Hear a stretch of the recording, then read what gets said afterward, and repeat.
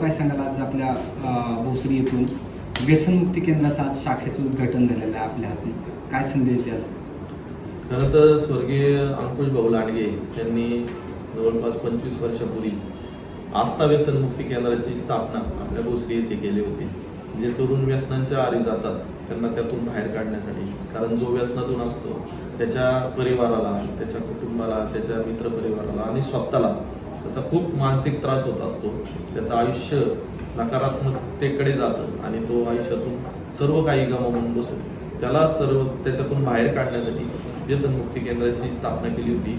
आज व्यसनमुक्ती केंद्र होप या नावाने आपल्या भोसरी येथे कार्यरत आहे. त्यामुळं जास्त त्या व्यसनाधीन झालेल्या पेशंटची एक चांगल्या प्रकारची ट्रीटमेंट डॉक्टरांच्या वतीने केली जाते. तर या वतीने मी आज डॉक्टर मोरे सर यांनी जो संकल्प भोसरीमध्ये पहिलाच चालू केला आहे की गाव तिथे व्यसनमुक्ती गाव हे भोसरीपासून सुरुवात केलेली आहे. तर सर्व तरुणांना मी नम्र आवाहन करतो की आपण सर्वांनी व्यसनाधीन न होता आपल्या आरोग्याची काळजी घ्यावी. कारण आत्ताच आपण पाहिलं फुगेवाडी येथे विषारी द्रव्य जेव्हा त्या दारूत मिक्स झालं त्यावेळेस 15 ते 17 लोकांचा मृत्यू झाला आणि त्यांचं घर हे बेघर झालं.